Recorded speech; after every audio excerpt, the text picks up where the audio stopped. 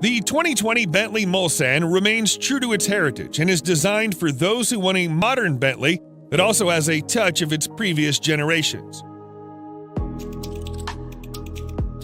The roof of the car has been made using the traditional coach building technique, and the rest of the exterior is also identifiable due to its stark resemblance with the brand's traditional design language.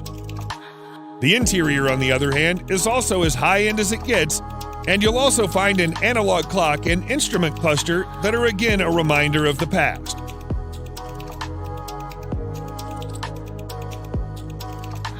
Powering this 2.6-ton massive creature is a 6.75-liter V8 engine that produces in excess of 505 horsepower and 100 pound-feet of torque depending on the variant.